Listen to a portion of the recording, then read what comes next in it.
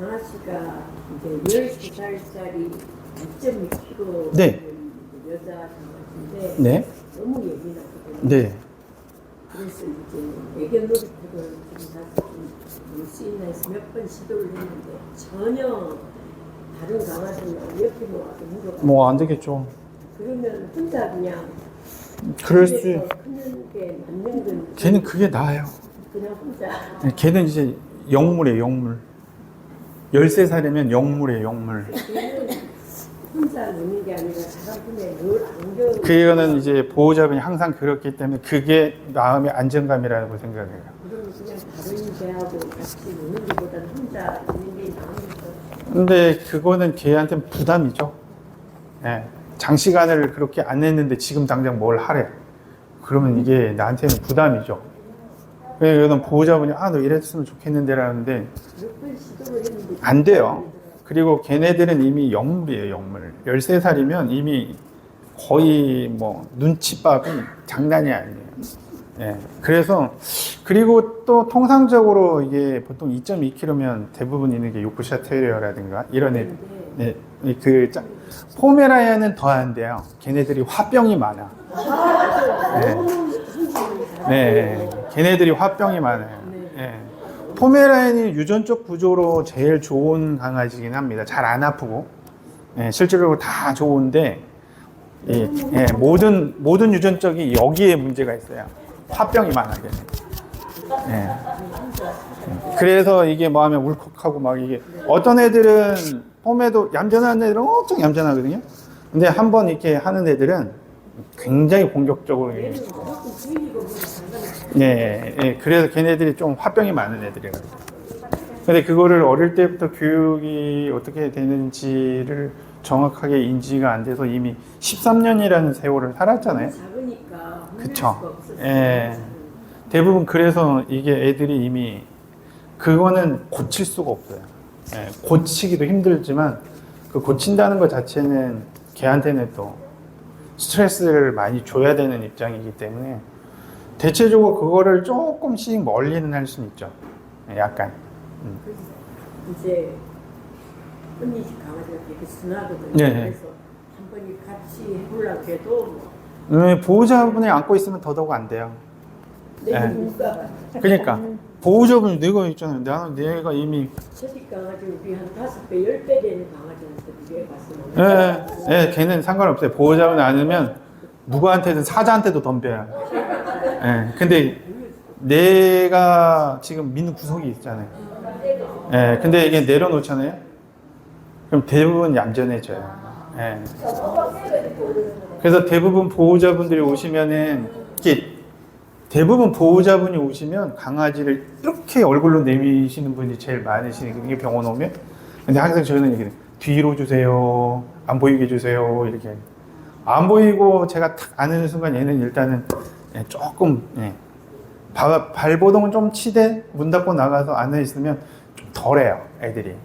왜냐면 이름이 나한테 이 보이는 가이드라인이 이미 사라진 거예요. 나를 보호해주는 게 사라졌기 때문에 이 사람한테는 그럼 뭐 한마디 탁 가면 이제는 개기면 죽을 수도 있겠구나 이러면 얌전해져요.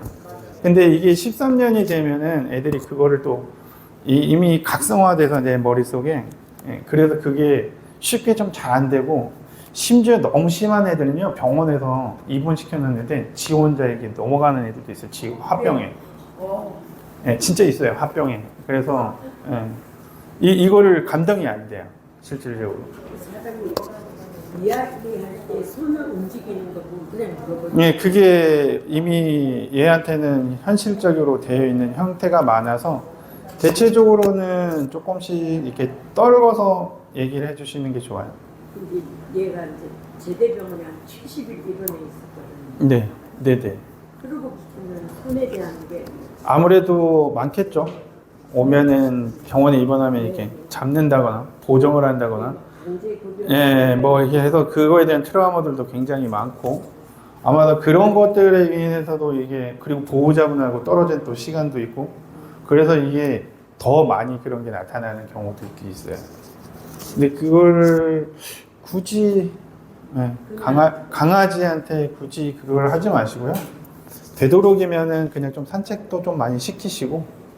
산책하다 강아지 만나면 또 그냥 네, 뭔 말인지 알아요. 그냥 되도록이면 조용한데 혼자 가서 일단 네, 안 보이는데 네, 가서 집 하셔야겠죠. 땅에서만 그냥 그래서 저희 같은 경우에도 그 뭐 지금하고 거의 똑같아요. 애들 오면 애 성향 때문에 이게 다른 강아지하고의 접촉을 피하는 게 이게 전염병도 문제가 있지만요. 얘가 처음에 내가 발걸음을 내딛는 사회에 내가 트라우마를 겪지 말라고 얘기를 하는 거거든요. 근데 주인하고 둘이만 있을 때가 제일 좋거든요, 밖에서. 처음에는. 예. 근데 이게 점차 이제 뭐 차도 맨날 타고 다니는 게 좋고 밖에도 근데 나는 이게 소심한 애인데 뭐 이거 막 뛰어다니는데 또 혼자 놓으니까 얘는 기죽어가지고 저 구석에 처박혀 있고 맨날 와서 누가 툭툭거리고 그러니까 가기가 싫은데 자꾸 거기다 넣어놔. 예? 근데 얘는 그러니까 이 감정적 변화를 어떻게 표출할 수가 없는 거예요, 이게. 그러니까 실질적으로 그런 거를 점차적으로 이렇게 해주는 게 좋은 거예요. 지금 보호자분이 너무 이렇게 안고 뭘 해도 움직이는데 이렇게 하고 그런 네.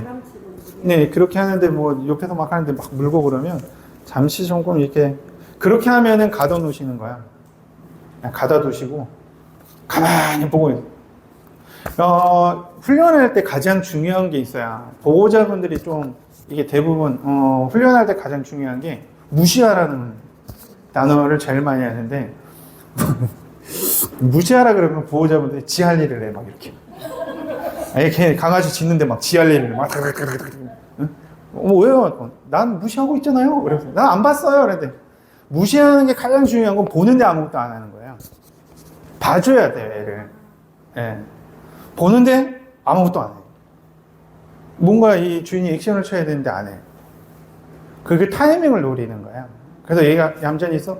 그럼 간식 하나 주고, 잘했어, 그러고. 또 막 나대잖아요? 그럼 가만히 있는 거예요. 내가 가만히 있어줘야 돼요. 내가 뭘 하고 얘를 듣지. 네, 이거는, 아니, 뭐, 내가 뭘 하든, 뭐, 안 보는 게 아니에요. 나는 얘랑, 뭘 하고 있는 거야, 그냥. 가장 중요한 게 보는데 아무것도 안 하는 게 무시하는 거예요. 모든 행동의 훈련이 딱 그래요. 강아지들이 가장 중요한 게 뭐, 기다려, 뭐, 이런 훈련도 있는데, 이게 제일 중요한 게 집에 들어갈 때하고 나올 때, 제일 중요하거든요. 사람들이 문 열고 들어가면 강아지 대체적으로 오면 모든 사람들이 어이구 뭐 이렇게 아이고 뭐 이렇게 어이구 이거 어떻게 뭐 이렇게 이래도 그냥 바로 안고 가시거나 좀 있으면 애들이 막 와서 빙빙 돌잖아요. 그러다 안아주면 이제 뛰어요 이렇게 막 이렇게 그래 안 되면 짖어 이제 막 이렇게 짖어요. 근데 원래는 천연적으로 딱 들어가면요 기다려줘야 돼요. 주인이. 얘한테 기다리는 게 내가 기다리면 얘가 막 돌다가 어느 정도 이렇게 포기를 하잖아요. 그럼 기다려. 그러면 이게 앉아있으면 잘했어. 그럼 이제 가자. 그럼 들어가. 이 훈련이 되면 주인 앞에 딱 앉잖아요. 그럼 주인 딱 오면 앉아서 꼬리만 탁탁탁탁 이렇게 흔들어요. 네. 그리고 나가실 때도 예전에는 보호자분이 나갈 때마다 옷을 들고 다니시는 분이 있어요. 네, 옷을 외출 나가실 때는 이렇게 옷을 들고 밖에 나가서 갈아입고 막 화장실. 네. 나가는 거 티 안 나게. 네, 아니 그렇게 하시는 분들도 있다고요. 근데 이게 생활의 패턴, 얘네들은 패턴을 읽어요, 사람의. 그냥 어떻게 가는지 어떻게 하는지, 쟤네들은 바보가 아니잖아요. 금방 올지 늦게 올지 멀리 올지를 바르는 그 사람의 패턴을 냄새, 행동, 옷 입는 스타일 이런 거를 보면서 느껴요, 얘네들이. 나올 때는 간식을 주고 나오거든요. 간식을 주는 것도 좋긴 하죠. 근데 실제로 와서 기다려, 갔다 올게. 그러고 매번 나갈 때마다 모든 사람이 그러면 어떤 사람은 빨리 들어오고 어떤 사람은 늦게 들어오고 계속 저 사람은 내가 나간 걸 인지를 하면은 그 다음부터는 그렇게까지 안 해요. 근데 대부분 강아지들이 짖는 이유 중에 하나가 그 집에 사람이 너무 오랫동안 계속 있는 경우에는 걔네들이 그 사람 나가면 분리불안증이 생겨요. 저는 집에 퇴근하고 들어가면 무조건 화장실로 먼저 가거든요. 네. 화장실로 가가지고 지가 따라로 와요. 네. 그때 이제 와서 이제 저한테 안기고. 네, 그게 삶의 그 패턴인 걸 얘네들이 인지를 해버렸기 때문에 그래요. 오면은 그냥 기다렸다가 이렇게 하면 그리고는 가자 그러면 지 쫓아와요. 네. 지 할 일 오든가. 예, 근데 어차피 얘네들은 이따가 쫓아오게 되어 있거든요, 애들이. 사람이 침대로 가고 그러면 지가 먼저 침대 가서 네. 기다리고 있어. 그러니까 그런 것들의 패턴이 원래 어릴 때 그런 패턴의 문화를 지켜줘야 되는 건데 그렇다고 해서 지금 안 된다는 건 아니고요. 예전에는 뭐 할머니한테만 무는 애들도 있어요. 예, 그래서 일단은 경계를 해서 실질적으로 그 할머니 아까도 있지만 그분이 얘네들한테 어느 정도를 하는지를 정확하게 인지를 못하면 자기 자신이랑 행동을 다 합리적으로 생각하거든요, 자신을. 그래서 나는 괜찮고 나는 다 잘하고 있는데 얘가 문제인 것 같아 라고 생각하시는 분이 너무 많아요. 근데 실질적으로 보면 주인이 잘못하는 경우가 더 많아요.